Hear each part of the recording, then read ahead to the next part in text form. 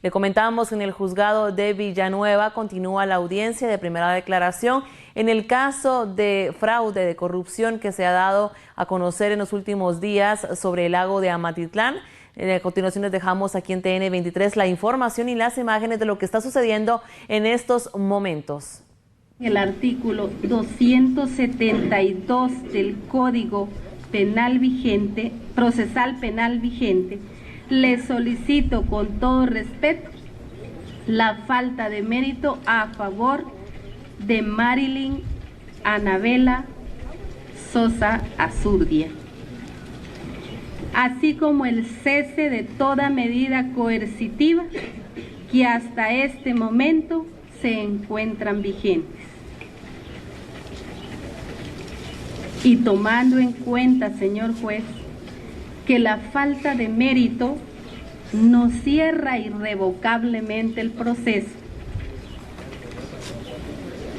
se le otorgue al ente investigador un plazo de 2 meses para obtener indicios, si los hubieren, y presente una sindicación fundada legalmente. Muchas gracias, señor juez.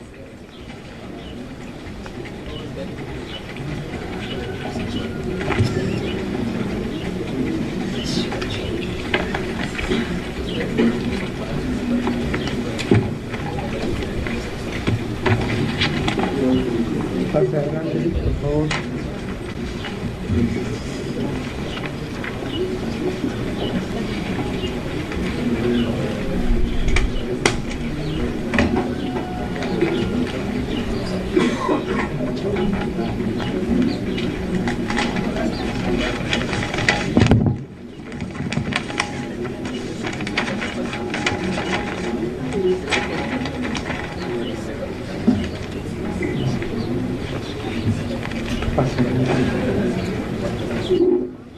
Abogada Morales, por favor, si puede proporcionarme las copias de los documentos. Gracias.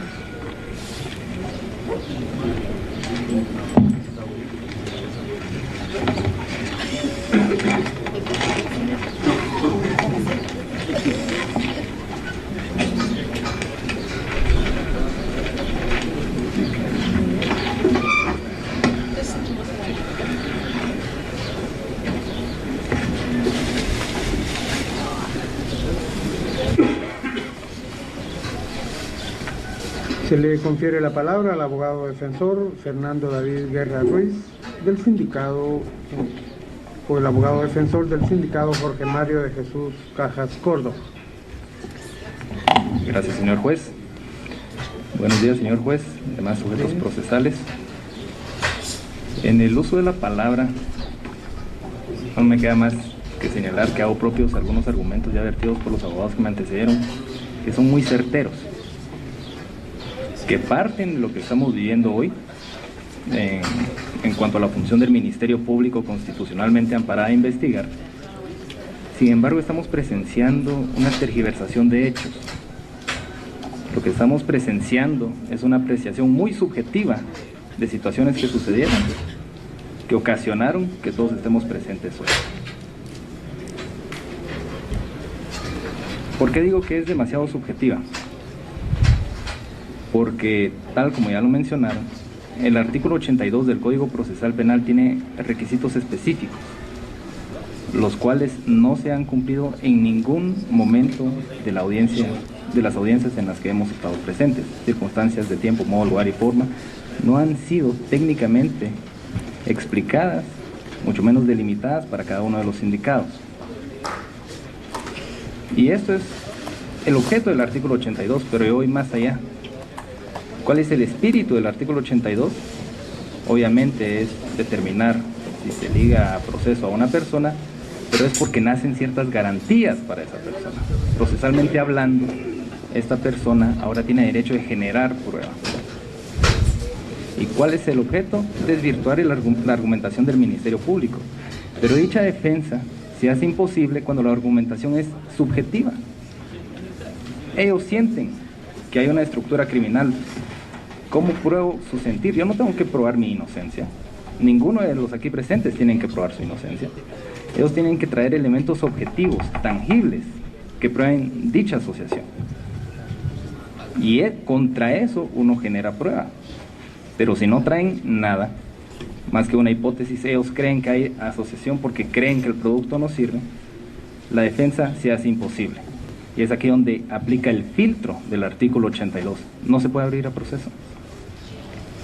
Y esto me lleva al primer delito imputado al señor Jorge Cajas, asociación ilícita. El delito de asociación ilícita es bien fácil de invocar, pero no de entender.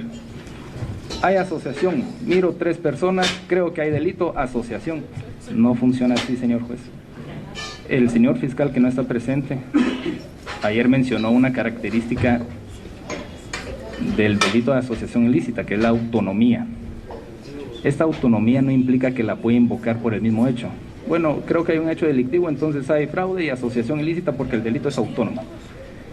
No es esta facultad la que le da la autonomía. La autonomía lo que implica es que tiene que ser probado de manera autónoma.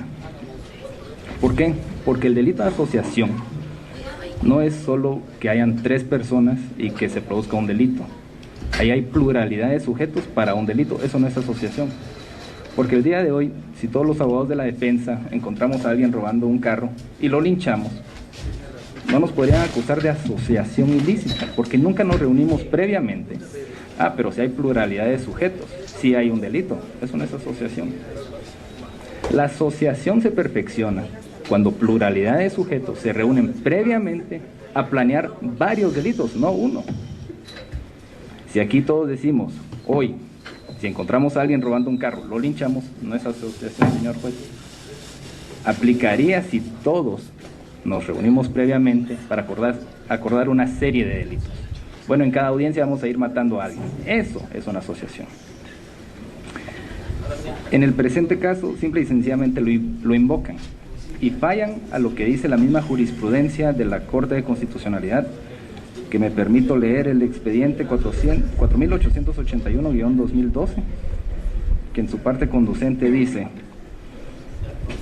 que el artículo de asociación ilícita contemplado en el artículo 4 de la Ley contra la Delincuencia Organizada aparece claramente de carácter autónomo e independiente, que por lo mismo requiere prueba igualmente independiente sobre la existencia de la asociación, que el sindicado forma parte de esta, y el objetivo de la misma de cometer algún delito.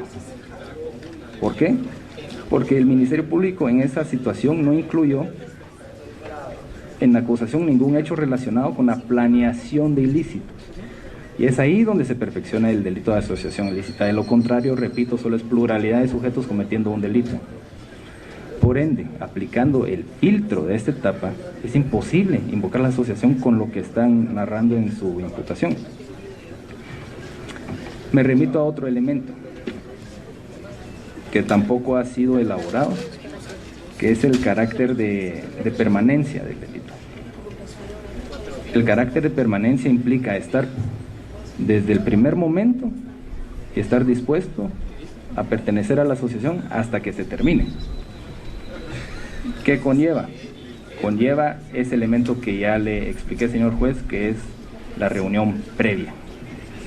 Esto se encuentra contemplado en el expediente de la Corte de Constitucionalidad 2615-2014, que dice que para que existan los presupuestos delimitados en la ley, es necesario evidenciar que conformaron una agrupación de personas previo acuerdo de voluntades para cometer los hechos ilícitos, lo que además implicaba establecer su estructura criminal, el rol que cada uno desempeñó en dicha estructura y la permanencia del grupo. Es decir, de la reunión se desemboca una estructura. No es al revés. Como miro una estructura, de plano hay un delito. Y ahí es donde están tergiversando la figura y tratando de encajar hechos a un tipo el cual no va. El siguiente elemento, a este respecto, voy a hacer una cita de este libro que se llama Asociación Ilícita, la práctica judicial perversa de usar al delito de asociación ilícita como sucedáneo procesal, es decir, como un reemplazo procesal, porque realmente es un delito difícil de comprender. A mí me costó entenderlo. Y a este respecto de la permanencia, citan a Francesco Carrara, que es un jurista conocido por muchas personas, y con su venia leo una parte que dice: suelen olvidar este elemento los acusadores, que apenas ven cierto número de personas accidentalmente reunidas para cometer un delito, se apresuran a imputarles sin más ni más el título de asociación de malhechores, aunque otras tantas veces los jueces sensatos rechacen ese delito inconstitucionalmente imputado precisamente por faltar el elemento esencial de organización permanente. Repito, se perfecciona ese delito, existe ese delito, o se puede investigar ese delito, cuando miro a cierto grupo de personas reunidas para cometer un delito posterior, porque ahí ya se perfecciona, aunque no cometan el delito, ahí ya puedo alegar una asociación. En el presente caso no es así para el señor Jorge Mario Cajas, porque no existe ningún solo elemento en todos esos folios que determinen ninguno de esos requisitos que voy a denunciar. Y me voy al siguiente requisito, que es la pertenencia. Para que exista una asociación ilícita tiene que sentir ese ánimo de pertenencia, que es una cohesión, es una identidad. Un marero se considera marero hasta la muerte, independientemente de qué mar. Los que pertenecen al crimen organizado, narcotráfico, pertenecen a su grupo organizado hasta la muerte y lo deciden con plomo. Pero si uno no puede ser parte de una asociación accidentalmente, sin sentirlo. Usted tradujo un documento, entonces disculpe, ese documento fue utilizado para un ilícito, asociación ilícita para el traductor, disculpe, yo solo traduje. Fácil de invocar, difícil de probar. Y este ánimo de pertenencia, en el presente caso para el señor Cajas, queda desvirtuado con lo mismo que incorporan con lo que hemos escuchado. En las imputaciones realizadas, y esto es a manera de ejemplo, no estoy diciendo que así sea, contra el señor Pablo González, dicen, y usted perteneció a una estructura donde era ABCD, y no lo mencionan a él. Después realizan la imputación contra el señor Mario Valdetti, repito, con todo debido respeto, dicen, y usted perteneció a una estructura con ABC y D, y no mencionan al señor Cajas. Entonces, ellos no manejan ese sentido de pertenencia a una asociación. A él le dicen, usted legalizó unos documentos y por ende pertenece a la asociación. Bueno, disculpen, ¿cómo prueban el ánimo de pertenencia con una acción lícita, que es legalizar, y que sobre todo es reemplazable? Para que sea miembro de una asociación en esta jerarquía con funciones delimitadas, tiene que existir ese elemento de que no es reemplazable. Si una mara se organiza para vender drogas y tienen a alguien que vigila, a alguien que mata y a alguien que vende, no ese día van a decir, mira vos vigilá, no te conozco, pero ahora sos parte de la asociación, bienvenido. No, señor juez. Y en la actividad que realizó el señor Jorge Mario Cajas, profesional, legalizó unos documentos lícitos. ¿Cómo encuadran eso en un tipo penal? Lo desconozco. Y es por eso que este filtro de apertura, de llegar a proceso, pues debe funcionar, porque es imposible generar prueba en contra de un sentimiento. Yo creo que yo no puedo probar eso, señor juez, sería imposible una defensa.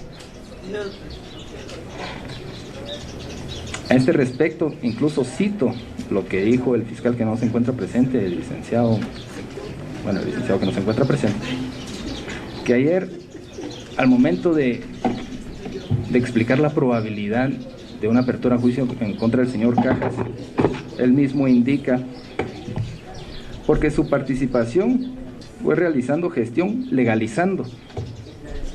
No hay una planeación, está hablando de una actividad lícita, no explica el dolo y resume su actividad a eso. Disculpen, en la medida que no modifiquen el artículo 5 constitucional, nadie puede ser perseguido por una acción lícita. Y si está partiendo de que hizo una legalización lícita, es imposible ligarlo a proceso, porque se estaría persiguiendo por una acción lícita. Yo creo que es ilícito, liguémoslo a proceso para después que usted me pruebe su inocencia lo sacamos. No funciona eso, porque al señor Cajas lo detuvieron a las 5:30 de la mañana y desde entonces sus dos hijas menores de edad, una recién nacida, no la ha visto, porque la fiscalía siente que tal vez hubo un delito, porque tal vez no funciona, no opera así, señor juez. Esta etapa de garantías, como ya fue citado anteriormente, debe proteger al ciudadano, al profesional, de esta persecución no fundamentada, porque en todos esos folios no se encuentra fundamentado. Y esto es referente al delito de asociación ilícita. Leo una cita que se me había escapado leer referente a la pertenencia, que aquí el jurisconsulto Federico Mikkelsen dice: en verdad, si los propios integrantes de la banda no lo reputan como integrante de la misma, este no incurriría en la conducta típica. Ninguna declaración de todos los defendidos lo mencionan a él, como que no lo conocieron. Nadie. Más aún, hasta podría llegar a coparticipar en un delito perpetrado en banda junto con los otros integrantes en calidad de coautor, pero si los demás no lo consideran dentro del affectio societatis, este personaje hipotético no caería dentro de la conducta sujeta a la pena de asociación ilícita. No se puede configurar este tipo penal, no se puede investigar este tipo penal y no se puede abrir a proceso, no se puede dictar un auto de procesamiento por este tipo penal. Me lleva a mi segundo punto, el delito de fraude que le están imputando, y este delito pues ha generado una discusión muy interesante. ¿Será que el renglón, bueno, en este caso el renglón 081 del señor Cajas, se reputa funcionario o no, junto con el renglón 029? Y es una discusión fundamentada, válida, pero no es aquí donde tenemos que tener esa discusión, no a las puertas de un juicio, de un proceso penal, a ver si es funcionario o no. No, señor juez, esa es una discusión administrativa, civil. Eso se tiene que hacer afuera, y cuando estén convencidos de que todo es ilegal, de que toda la normativa es ilegal, ahí procesen a la gente. ¿Por qué digo esto? Porque el delito de fraude tiene elementos: quién lo hace, qué hace y para qué. ¿Quién lo hace? La discusión gira si son funcionarios públicos o no. Bueno, a este respecto, ¿será que el señor Cajas es funcionario público? Pues esto sí se encuentra dentro de los folios, que es su contrato. Su contrato suscrito en septiembre de 2014, que tenía una validez hasta diciembre, si mal no estoy, o por meses del año 2014. Y ahí está. Como lo dijo la licenciada que me antecedió, ¿será que la fiscalía no lo leyó? No, yo más creo que sí lo leyó, solo que no le importó. Que sería peor aún, con tal de que encajara su hipótesis, pues hacer caso omiso a eso, a la cláusula sexta, que dice: la celebración de este contrato no crea relación laboral, por cuanto la retribución acordada por los servicios es conforme al Código Civil, lo invoca, Decreto Ley 106, no teniendo el carácter de servidores públicos, de conformidad con lo preceptado en el artículo 4 de la Ley del Servicio Civil. ¿Qué sucede con esto, señor juez? Que al señor Cajas, él está litigando y viene alguien y le dice: pero usted no me puede autenticar eso porque usted es funcionario público. Mire, disculpe, yo no soy, tiene su contrato, y lo muestra. Mire, no me consideran funcionario público. A mí no me convence, podría decir el cliente. Bueno, si no le convence, también tenemos el acuerdo ministerial 291-2012, que aprueba el manual de clasificación presupuestario para el sector público, que ese manual dice: este subgrupo, el 080, 081, este personal pertenecerá a la planta de proyecto correspondiente y no del organismo. En el caso específico del señor Cajas es del Banco Interamericano de Desarrollo, lo dice el contrato. Entonces, por ende, no pertenece a ninguna institución del Estado, lo dice el acuerdo. Si no estuvieran convencidos, el señor Cajas todavía les puede decir: no, es que es de aplicación generalizada, porque incluso el Ministerio de Finanzas, con la Oficina Nacional del Servicio Civil, sacó una circular que dice que en la exclusividad de los servicios, que se administra con los recursos del organismo financiador, por lo que pertenece a la planta del proyecto y no a la entidad, es decir, él no es funcionario público. Y con todo esto, él se podría proteger. bueno, es que eso no es legal. Disculpen, eso no ha sido impugnado, no ha sido atacado de inconstitucional. Lo que sí ha sido atacado de inconstitucional es el artículo 4 de probidad que citan de ese lado. Ese sí ha sido atacado de inconstitucional, que fue declarada con lugar. Tal vez no de todo, pues sigue parte, fue parcial, sigue parte vigente, pero el razonamiento de esa inconstitucionalidad, que es el expediente 537-2003, define que es funcionario público y aclara que todas esas personas que declararon inconstitucional no son funcionarios públicos, porque la función pública no es delegable. Y eso está ahí. Entonces no pueden invocar un artículo del cual ya tiene una explicación constitucional donde las personas que están prestando servicios profesionales no son funcionarios públicos. Y repito, ¿consideran que tienen razón? Háganlo por la vía correspondiente. Vayan a traer a todas estas personas que suscribieron estos circulares, hicieron estos acuerdos, abuso de autoridad, acciones en contra de la Constitución, pero no lo han hecho. Y en la medida que no lo han hecho, esto está vigente. Y en la medida que esto esté vigente, no hay antijuricidad. ¿Por qué? Porque el señor Cajas está actuando conforme a normativa vigente. Y eso respecto al delito de fraude. Eso es el quiénes. Apenas estoy hablando de si tiene la calidad o no. Entrar a discutir el qué hizo y el para qué, pues implican otros elementos. El qué hizo, intervino. ¿Qué entienden ustedes por intervenir en ese párrafo de ley? Intervenir no es el simple y sencillo hecho de licitar, de estar ahí, es tener esa calidad de poder influenciar en cualquier etapa del proceso, ya sea directa o indirectamente. Pero eso se refiere dentro de la misma oficina. Si yo califico la licitación y yo le digo, vos mira, hace esto, ahí estoy influyendo, porque es razón de mi cargo y le hace lo de funcionario público. Si mi vecino es quien califica, yo le digo, vos mira, haceme la campaña y hay una licitación, ahí estoy influyendo directamente, ahí estoy interviniendo directamente. Pero el simple hecho de licitar no se puede considerar una intervención. ¿Por qué? Porque esto ampliaría el tipo penal. A que si el Ministerio Público mira una licitación, pero qué cara, fraude, porque sus precios son muy caros, usted intervino. No se trata de eso, señor juez. Con esa misma lógica, pues, por eso no persiguen a ninguna gasolinera, es un ejemplo que me da incluso mi cliente. No persiguen a las gasolineras que le dan gasolina a carros del Estado. Son servidores, están dando un servicio al Estado, reciben dinero del Estado, pero no por eso son funcionarios. No por eso van a decir, ¿y usted le dio la gasolina con la cual asaltaron tal banco? No funciona así, señor juez. Por eso hay que entender los tipos penales, el espíritu de la norma y cómo encuadra la acción. Y todo esto a partir del dolo. Tiene la mala intención. ¿Cómo prueban que el señor Cajas tenía una mala intención al momento de legalizar, como lo dice el señor fiscal? Repito, parten de que suponen que el producto no sirve. Bueno, que diga que acreditaron, eso es un hipotético, que acreditaron que no servía. El señor Cajas, lo que tuvo a la vista fue el informe del Infom, que dice, esta dirección considera que el producto puede ser apropiado para la depuración de aguas naturales contaminadas. ¿Qué dolo podría generarse si él cree que sirve? Si es que autenticó por eso. Él solo autenticó, es una función notarial, es un requisito, bueno, un documento, lo legaliza. Pero si lo quieren vincular a que él sabía, pues él sabía que funciona. A este respecto,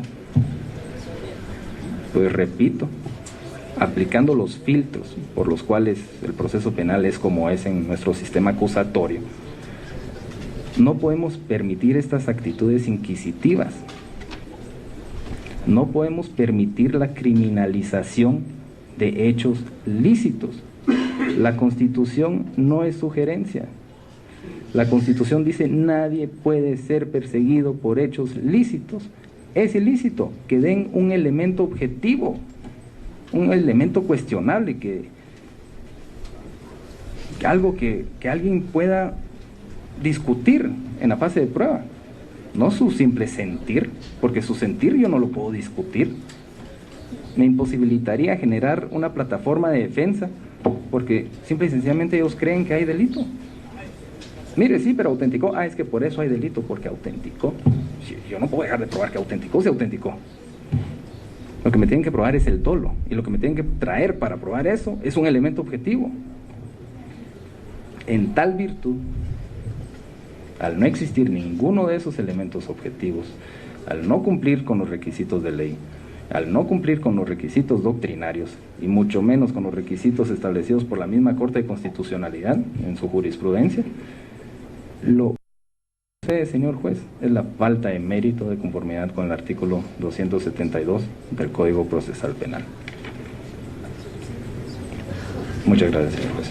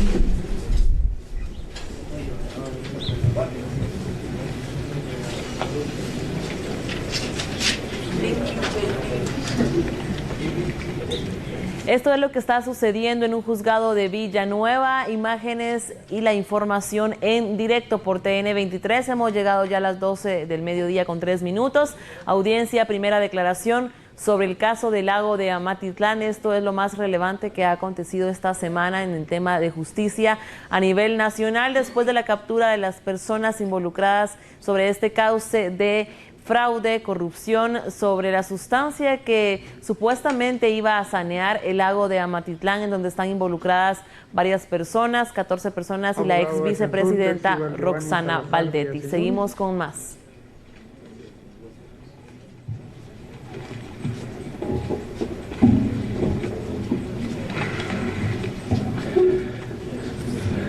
Buenos días, honorable señor juez y demás partes procesales. Pues al igual que los compañeros que nos han antecedido, voy a tratar de omitir algunos aspectos que han sido pues, tocados previamente por los colegas que nos antecedieron, en aras también de que esta audiencia es demasiado larga, por el respeto también a todos los que aquí estamos, principalmente para las personas que de una u otra manera pues están pues esperando una resolución a su situación jurídica. Yo quisiera, honorable señor juez, iniciar recordando realmente en nuestro país cuál es el espíritu del proceso penal. Nosotros los que conocemos la ley y los que nos hemos dedicado durante muchos años a esto, yo tuve el privilegio de estar sentado muchos años detrás de ejerciendo la judicatura, pues sabe uno que el espíritu del proceso penal es garantizar en primera instancia, independientemente de que sea o no responsable la persona, pues los derechos humanos de la misma. Tenemos que garantizarle a esta persona que de una u otra manera, pues aunque sea culpable, y aquí estoy haciendo la salvedad, viendo los extremos, pues respetarle a la persona la dignidad. Yo quisiera hoy, honorable señor juez, y tomando en cuenta que tenemos una organización internacional acá presente, pues quisiera llamar la atención a ello, ¿verdad? Porque el ente investigador ha presentado una serie de imputaciones que, como lo decía el honorable que me anticipó, pues está basado en cuestiones muy subjetivas, quizás con el ánimo y con el ansia de presentar hechos que la sociedad anda esperando, o quizás los medios de comunicación, pero la función de los fiscales en el procedimiento penal pues también son regulados y garantizados. Y yo hoy quiero hacer mención de las directrices sobre la función de los fiscales que se llevaron a cabo en el 8º Congreso de las Naciones Unidas sobre la prevención del delito y el tratamiento del delincuente, celebrado en Habana, Cuba, del cual Guatemala es firmante en el año 90. Cuando habla de las funciones de los fiscales en el procedimiento penal, en el artículo 12 dice: los fiscales, de conformidad con la ley, deberán cumplir sus funciones con imparcialidad, firmeza y prontitud, respetar y proteger la dignidad humana y defender los derechos humanos, contribuyendo de esa manera a asegurar el debido proceso y el buen funcionamiento del sistema de justicia. En ese sentido, honorable señor juez, yo quiero ser rápido en la exposición. El artículo 5º y el artículo 108 de nuestro Código Procesal Penal son dos artículos indispensables para lo que hoy estamos platicando. De todos es conocido lo que regula el artículo 5º, los fines del proceso. Y el primer elemento es la averiguación de un hecho que sea señalado como delito o como falta. La averiguación. Y en segundo lugar, las circunstancias en que éste se pudo haber cometido, y sobre todo, en el tercer punto, el establecimiento de la posible participación de la persona que se anda investigando. El artículo 108 ya nos habla también de lo que aquí a otro colega hizo mención, que no quiero volver a repetir los mismos, pero son las circunstancias específicas en las que se dan. Cuando nosotros leemos la imputación que le hacen a mi defendido Rubén Estuardo Torres Anleu, le hacen la imputación del delito de cohecho pasivo. Y aquí se ha estado discutiendo mucho sobre si es o no un funcionario público. Aquí se ha estado hablando, la exposición del colega que me antecedió fue bastante clara, en el sentido de que no es esta instancia, no es esta audiencia en la que nosotros debemos de resolver cuestiones administrativas o en todo caso civiles. Aquí estamos defendiendo y estamos tratando de resolver la situación jurídica de una persona que ha sido acusada de un delito. Pero ¿en qué circunstancias y cuál ha sido el grado de participación de esta persona? Si nos vamos a lo que regula nuestro ordenamiento y nos establece qué es el delito de cohecho pasivo regulado en el artículo 439, pues vemos que hay verbos rectores que son indispensables y son requisitos sine qua non para que nosotros podamos determinar si hay o no cohecho pasivo. Y el primer gran elemento es la calidad de la persona. ¿Es un funcionario o no es un funcionario público? Ya estuvimos escuchando sobre algunas directrices, algunas cuestiones de carácter interno que tiene nuestro país, como la circular conjunta, que la institución, las tres instituciones le han denominado normas para la contratación de servicios técnicos y profesionales con cargo específicamente al renglón 029, es la circular conjunta que emite el Ministerio de Finanzas Públicas, la Contraloría General de Cuentas y la Oficina Nacional del Servicio Civil. Ya ha sido leída con anterioridad, pero yo quiero volver a tocar. El párrafo octavo dice que las personas contratadas con cargo al renglón presupuestario mencionado no tienen el carácter de servidores públicos, de conformidad con lo preceptuado en el artículo 4 de la Ley de Servicio Civil, por lo que debe quedar claramente estipulado, y aquí viene una orden que prácticamente se les da a todas las instituciones que de una u otra manera tenían la obligatoriedad o contratan personal 029, y dice: quedando estipulado en el contrato respectivo que dichas personas no tienen derecho a ninguna de las prestaciones de carácter laboral que la ley otorga a los servidores públicos, tales como la indemnización, vacaciones, etcétera, etcétera. Pero lo importante es que establece claramente la posibilidad de ser o no funcionario público. Y aquí en este caso expresamente es la prohibición. Aunado a esto, hay un acuerdo que, a pesar de que el tiempo ha sido demasiado corto, pero logré averiguar y aún sigue vigente, está el acuerdo número A-118 del año 2007, emitido por el Contralor General de Cuentas. Y es un documento que después de leerlo se lo voy a entregar con todo respeto a usted, honorable juzgador, y en el cual el Contralor acuerda, artículo primero, se derogan los acuerdos emitidos por esta institución números A-77-06, A-100-2006 y A-17-2007. Ese es el artículo primero. El artículo segundo dice: el personal contratado bajo el renglón presupuestario 029, entre paréntesis, otras remuneraciones de personal temporal, dice: por carecer de la calidad de servidor público no le son aplicables las normas del decreto 89-2002, Ley de Probidad y Responsabilidad de Funcionarios y Empleados Públicos y su reglamento, por lo que no están afectos ni obligados a la prestación de la declaración jurada patrimonial, pero tampoco están facultados para el manejo de fondos públicos, ejerzan funciones de dirección o de decisión. Por lo tanto, se da un plazo a todas las entidades del sector público que vence el 31 de mayo del 2007 para que regularicen la situación del personal contratado bajo el renglón 029 y que se encuentre ejerciendo las funciones indicadas. Este es un acuerdo, honorable señor juez, que también trae otra consecuencia dentro de la Contraloría General de Cuentas. Y aquí es donde tiene lógica la explicación que la colega que me antecedió decía el por qué una persona que es contratada por el renglón 029 no tiene la obligación de llegar al Departamento de Probidad de la Contraloría General de Cuentas a declarar sus bienes. ¿Por qué? Porque es una persona que únicamente se le están contratando sus servicios personales. No está ejerciendo dentro de la organización administrativa del país ningún cargo de dirección, ni mucho menos bajo una organización jerárquicamente organizada. Este acuerdo, honorable señor juez, como lo decía el colega que antecede, no vamos a estar discutiendo en esta instancia si es o no legal, si es o no aplicable a esta normativa. Lo único que sí es cierto, y es lo que obra también dentro del expediente que presentó la Fiscalía del Ministerio Público, es que está el contrato con el cual mi cliente Rubén Estuardo Torres Naló fue contratado en el año 2004. El periodo en el cual se le trata de involucrar, aduciendo que es un funcionario público. Y en este contrato, aduciendo a esta circular, aduciendo a las ordenanzas que la autoridad, en este caso única constitucionalmente contralora del uso y manejo de los fondos públicos, como es la Contraloría General de Cuentas en el país, pues aquí se hace caso realmente a lo que se establece, y en la cláusula 18 se establece plenamente que la persona contratada en ningún momento se le da el carácter de funcionario público.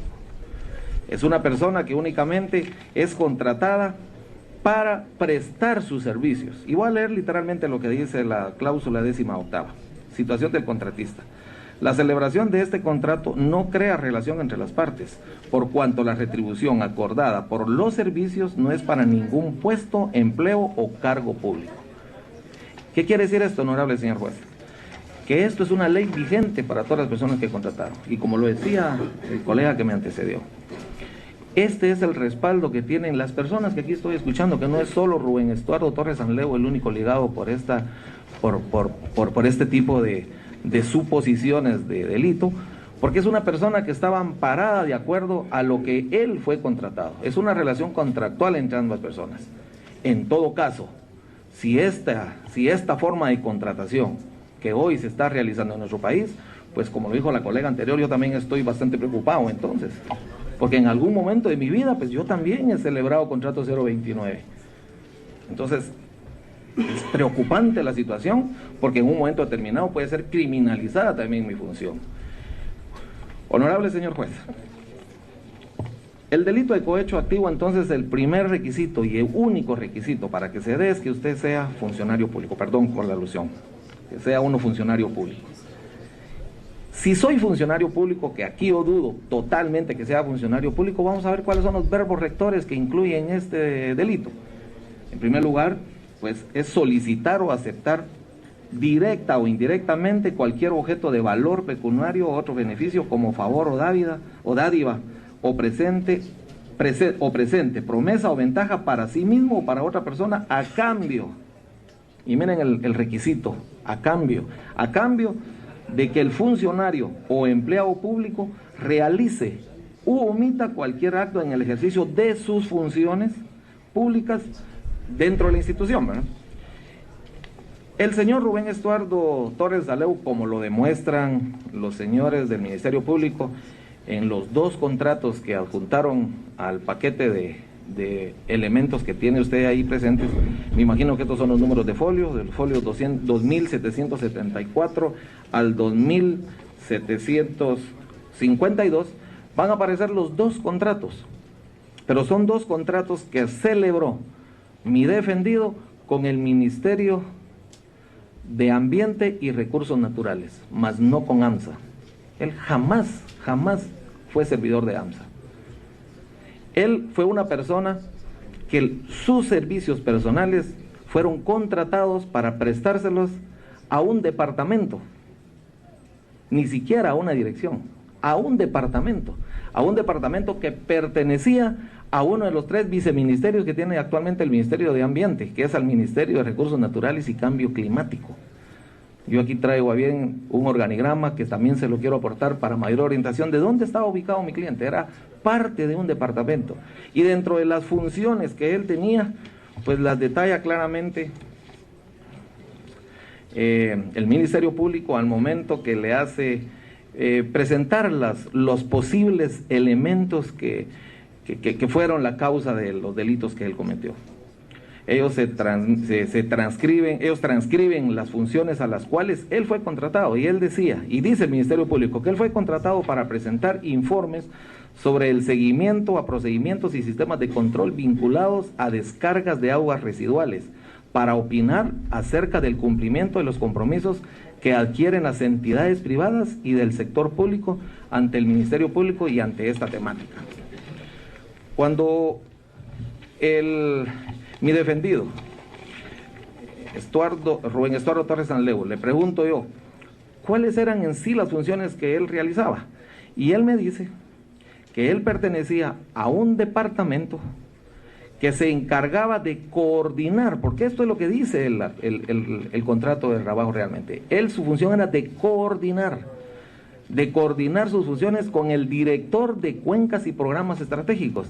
Y la función de él era coordinar acciones de verificación, acciones de monitoreo, de seguimiento y de evaluación a todas aquellas acciones que eran producto de una denuncia. Eso quiere decir que cuando a este departamento se recibían incluso denuncias de la misma Fiscalía Especial del Ministerio Público, la función de él era esa, salir a verificar o el seguimiento de lo que ya se había resuelto anteriormente, hacer una evaluación o incluso un monitoreo. Y la función de él, y eso obra dentro de los informes que él presentaba ante esta dirección a la que pertenecía, se realizaron por lo regular, por lo que él se recuerda, en Cobán, en Petén, en Chimaltenango, en Retaluleu, en Antigua. Nunca un monitoreo, nunca un seguimiento, nunca una evaluación al agua de Matitlán. ¿Por qué? Porque esa no es la función de ese departamento al que él pertenece. Para eso está la institución instituida para eso está AMSA. Entonces, honorable señor juez, el contrato es bien claro. Mi defendido Rubén Estuardo Torres Sanleu nunca perteneció a AMSA.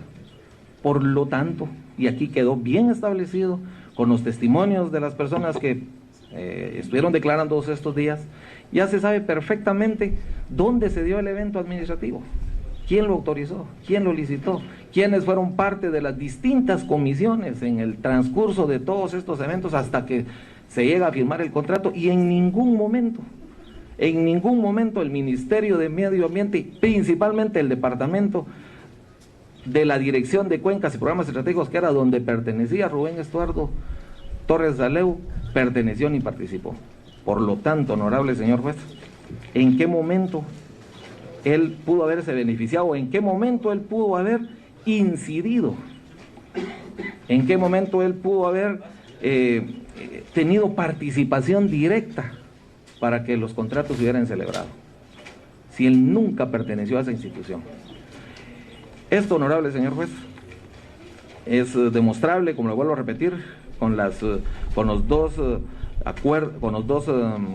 contratos de trabajo que han sido presentados por la Fiscalía del Ministerio Público. El Ministerio Público, en la escueta imputación que le hacen a él, también se dice que se puede observar, después de que hacen de que señalan y detallan las funciones que el contrato le señalaba, que son acciones lícitas, el Ministerio Público concluye, como se puede observar, los productos a cargo del funcionario Torres Sanleu denota total vinculación en el proyecto de limpieza del lago de Amatitlán, además de encontrarse bajo la supervisión de Pablo González Barrios en su calidad de jefe de la misma y con relación directa con el señor Cajas Córdoba, y con relación directa al proyecto de limpieza del lago de Amatitlán, en que la empresa en mención se adjudicó el contrato. Esto es totalmente falso, honorable señor juez, porque en primer lugar, como ya quedó establecido y como lo acabo de expresar, nunca perteneció el señor Torres Alevo a AMSA, y para mayor información, el señor González renuncia del ministerio al que en una vez él perteneció en el año 2003, entonces jamás el señor Torres Alevo estuvo bajo la supervisión directa de Pablo González Barrios. Aquí lo único que quedó establecido es que el señor Pablo González Barrios y Torres Alevo, lo que sí existió es una amistad que en ningún momento la niega. Amistad por haber sido personas que hasta estudiaron juntos desde los años de básicos. Pero eso no implica que la amistad también sea poder de dependencia. Honorable señor juez, lo que sí es cierto acá es de que el señor Torres Alevo, por la no prohibición que había y al ser público el evento que se estaba llevando y ser novedoso, como ya quedó establecido acá, de que Tarsic podía ofrecer una fórmula que pudiese ayudar a la limpieza del lago, y él como conocedor y ser una persona que está muy relacionado con la limpieza, le llama la atención. Busca al señor Tarsic, le ofrece sus servicios, porque dentro del contrato, o dentro de lo que se sabía que tenía que hacer el señor Tarsic, que iba a durar muchos años, el contrato de limpieza, pues había que hacer muchas acciones para mantener y demostrar la calidad de agua. Y así como aquí pudo haber funcionado ese proyecto de limpieza, pues también era una gran oportunidad para, me imagino yo, y eso es lo que platicamos con él, para ofrecer estos servicios en otro lugar. Entonces a él le servía, al señor Tarsic le era indispensable demostrar en otros lugares que el trabajo servía, ¿no? Que el producto servía. Producto de ello, el señor Torres Alevo lo localiza, le comenta y le dice cuáles son sus habilidades, cuáles son sus destrezas, a qué se dedica él, y le ofrece elaborar un proyecto principalmente para determinar la calidad de agua que iba a sufrir el río Michatoya, que es el río en donde se desembocan las aguas del lago de Amatitlán, para demostrar, para monitorear y para controlar la calidad de agua después de que se utilizara el producto. Al señor Tarsic, me dice Torres Alevo, le interesó la propuesta que le hizo, le pidió que le presentara un programa de trabajo. Aquí le voy a entregar a usted hoy el programa de trabajo en el que él le ofrece sus servicios profesionales. Él los acepta, pactan unos honorarios por 5 años, y prueba de ello es de que recibe ese cheque que se menciona de 300,000 quetzales. Lo que el MP no dice es lo que también acaba de mencionar la que me antecedió. Si aún fuera eso peculado, ¿cómo es posible que una persona que es objeto de un pago ilícito va a otorgar factura? Aquí está la factura número 28 de Rubén Estuardo Torres Alevo, que se la dirige a M. Tarsic Energy Limitado, en donde se establece que es por honorarios técnicos profesionales por la elaboración del informe de proyecto denominado Estado del Río Michatoya, Amatitlán. Y producto de esto es que él cobra ese dinero. El señor Torres Alevo, cuando es contratado, y por la actividad lícita que tenemos todos de tener un trabajo, él empieza a armar su propio equipo de trabajo. Él empieza a contratar personas especializadas para dedicarse al momento de aplicar ese producto y realizar lo que él aquí se había comprometido, monitorear el río Michatoya durante un periodo de 3 años, y aquí está el cronograma de trabajo. Entonces, honorable señor juez, en primer lugar, el señor Torres Alevo no tiene la calidad de funcionario público por lo que hemos ya expresado. En segundo lugar, jamás perteneció él a la institución que firma el contrato con M. Tarsic, nunca. Por lo tanto, no tenía esa calidad, no tenía ese poder de influencia, no tenía ese poder coercitivo sobre las propias autoridades de otorgar o de inclinarse favorablemente hacia una empresa y poderle otorgar algún tipo de contrato alguno. En tercer lugar, es una persona que ofreció sus servicios profesionales, entrega factura, paga sus impuestos, y es una actividad lícita la que él está ofreciendo. Honorable señor juez, aquí podemos hablar todo el día, podemos argumentar todo el día sobre muchas cuestiones. Podemos tratar de demostrar si hay o no hay mala fe. No nos compete a nosotros. A nosotros lo único que nos compete es, como defensores, y en este caso de Rubén Estuardo Torres Sanleu, es demostrarle y entregarle a usted la verdad de Torres Sanleu, lo que pasó en la realidad, lo que él le ofreció a la empresa, lo que él incluso soñó con un trabajo extra. Jamás él en ningún momento, por no tener ni las calidades, ni el poder de influencia, ni estar incluso en la institución donde se estaban realizando ese tipo de adjudicaciones, podía él ofrecer a cambio de una retribución. Aquí obran los documentos. Yo hoy le quiero hacer entrega incluso de los documentos, las copias de las facturas con las que él estuvo pagando, entregándole junto con su informe durante los años que fue contratado en el Ministerio de Ambiente y Recursos Naturales, y también en la factura que le entrega a M. Tarsi como comprobante del servicio que él iba a prestar a esta institución. Señor juez, hay muchas cosas importantes, como la teoría del delito, que nos habla sobre el tiempo, la antijuricidad, la culpabilidad, que nos hablan sobre el tiempo, el modo y lugar, que no somos nosotros aquí los indicados a estarle diciendo a usted cómo resolver. Lo único que le pedimos, señor juez, es que actuemos y resolvamos como el espíritu de la ley nos reza originalmente. Si hay un delito que perseguir, si la persona que se le está imputando eso no es responsable, en qué circunstancias se dio, y sobre todo, honorable señor juez, si califica, si los elementos de este delito son aplicables a la persona que hoy se le trata de imputar. Yo, con todo respeto, honorable señor juez, y basado en los artículos 9, 10, 11.1, 11.2 de la Declaración Universal de los Derechos Humanos, en los artículos 8.2 del Pacto de San José, del 14 de la Constitución, del 14 del Código Procesal Penal, pero sobre todo, honorable señor juez, basado en el artículo 272 del Código Procesal Penal, con todo respeto le pido que al sindicado Rubén Estuardo Torres Sanleu se decrete la falta de mérito por los extremos que ya explicamos, por no existir elementos de convicción suficientes y necesarios. Y con todo respeto, honorable señor juez, yo me quiero despedir esperando la resolución con las palabras que expresara el presidente de la Asociación de Jueces por la Democracia,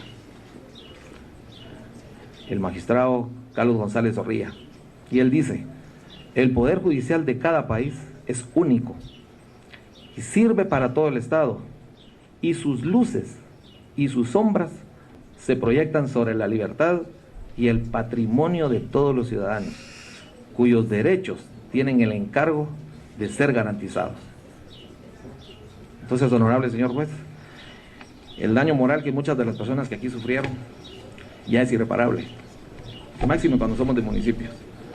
El daño causado ya es irreparable. Por eso le suplicamos, y me uno también a lo que decía nuestro colega anterior, esa es la función realmente de los que estamos de una u otra manera involucrados dentro del quehacer de la justicia, ya sea desde dentro o fuera de las instituciones que estamos. Velar por el debido proceso y sobre todo velar por el respeto a los derechos humanos de las personas, porque indistintamente de las acusaciones, todos tenemos derecho a ser tratados dignamente. Así que muchas gracias, honorable señor juez, y le voy a hacer entrega a los documentos que le había hecho mención. Gracias.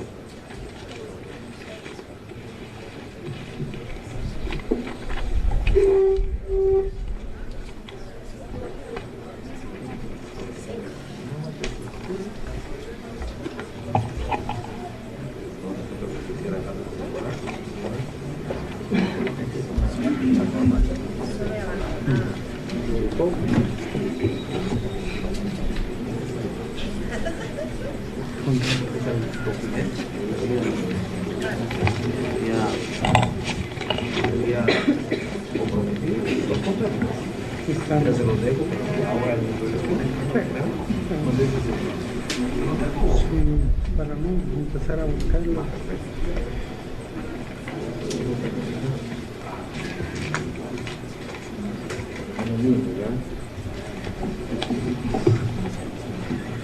Están dentro del... Sí, están dentro de los medios de investigación. Está bien.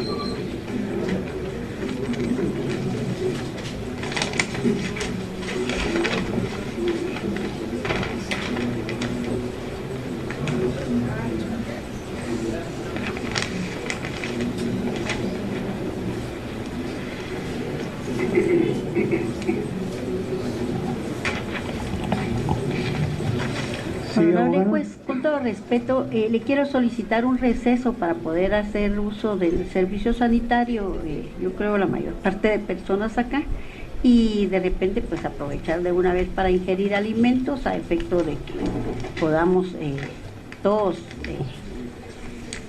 hacer o recibir ese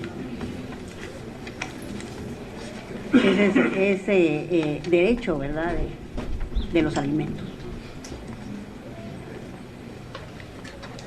Voy a acceder a lo solicitado. Solo les recuerdo que yo fui claro el día de ayer en cuanto a que el día de hoy la audiencia, no importara la hora que fuera a terminar, todos tenían que hacer su respectiva argumentación. Me quedan todavía por escuchar 10 abogados. Eso es lo que se debe tomar en consideración. Voy a establecer el plazo de estímulo prudencial de 45 minutos. Porque no sé a qué horas va a terminar. Con todo respeto, yo creería que realmente estamos claros de que la audiencia va a terminar a las 3 de la mañana, pero creemos que debemos ser prudentes tanto los abogados como las personas para acusar, incluso un cliente, ustedes con el conocimiento que requieren tiempo para comer alimento sano y bien. Si no, después son problemas mayores. Yo le rogaría que fuera una hora, como ha sido cierto, señor juez, perdón. Voy a establecer, lo que sucede es que cuando yo fijo, por ejemplo, son las 12:30 y los convoco a la 1:30, por ejemplo, o a las 13:30 horas, la audiencia va empezando a las 2 de la tarde, porque no se apersonan los abogados, porque esto solo nos va a generar atraso. Voy a establecer el plazo de 1 hora y yo les digo algo, cuando sean las 13 horas con 30 minutos, yo voy a ingresar a la sala de audiencia y tomo la decisión si no están presentes.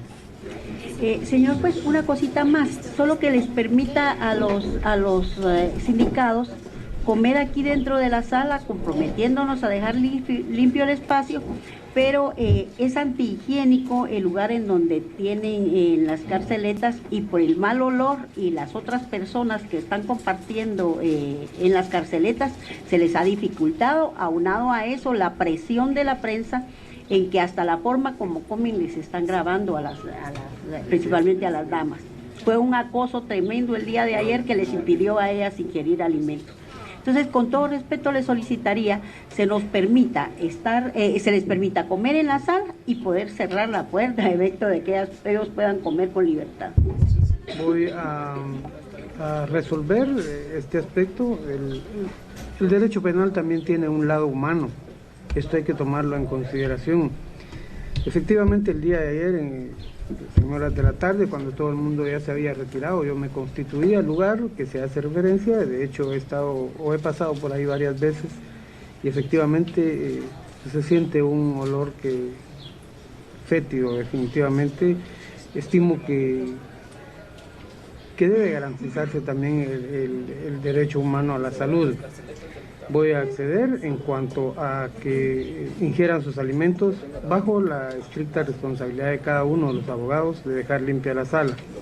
Con esto no quiero que se haga referencia a que yo estoy privilegiando a alguien, porque definitivamente no lo estoy haciendo. Se suspende la presente audiencia cuando son las 12:35. Se les convoca a las 13:35.